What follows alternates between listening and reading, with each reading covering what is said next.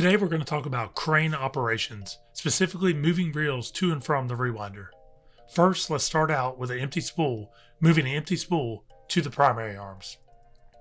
Remember, always read your JSA and work with a knowledgeable person. First, move your primary arms into place to receive a spool. Open the guard, make sure you're wearing your gloves, and then disengage the brake hub. Make sure it's fully disengaged. The way you do that is by visually looking for that air gap. Check this out. See that air gap right there? Now you know it's fully disengaged. Now move the crane hooks in place and slowly lift the spool. Always check your travel path to make sure no pedestrians, forklifts, or anything else are in your way. As you travel toward the winder, you can begin to slowly raise the height of the spool. It is vitally important to raise the spool up higher than the winding paper. Coming in contact with the winding paper is extremely dangerous and will cause the crane to spin out of control. Take a look at this video clip of a spool coming in contact with winding paper. As he pulls the spool in, he didn't raise it up high enough and now it spins out of control. Never reach out and try to grab or stop an out of control spool. Get out of the way. Wow, that was a close call. Once you come to the primary arms, slowly lower it into the cradle.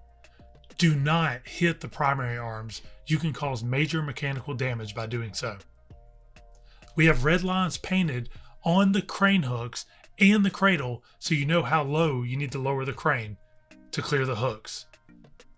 Now move the crane away from the primary arms and set them into place. We also have red lines painted on the rails to show you where to set the crane hooks.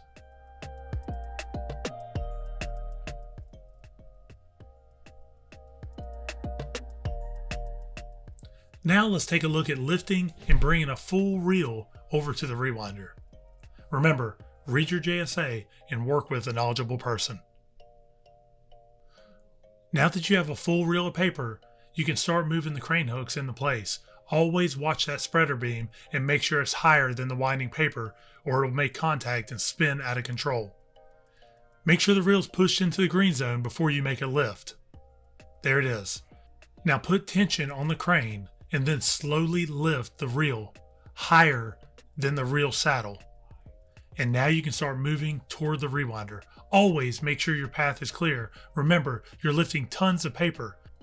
The crane can lift up to 20,000 pounds. That's like 4 full-size pickup trucks. Make sure the slitter area is clear of all personnel or anything else when you're moving it in, and avoid stepping on the dragging paper, or you can cause a slip, trip, and fall. Slow down and ease the reel into the back stands. Now, you may be asking, why does it matter if someone's in the slitter section? Well, I'll show you right here. It's possible to accidentally overshoot the back stands. Now, could you imagine if someone was standing in that slitter area? That'd be like 4 full-size pickup trucks coming right at them. Okay, now let's get back to landing a reel properly. Come up to the back stands nice and slow. You don't want to slam into these back stands. Once you make contact, you can slowly lower the reel into place, watching the back side and watching the front side to make sure you're fully cradled, and then lower the hooks clear. Close your guard and engage your brake hub. Make sure it gets fully engaged, and now you're ready to rewind. Make sure you get with a knowledgeable person and learn how to properly do these steps and study your JSA. Your safety matters. You make the difference.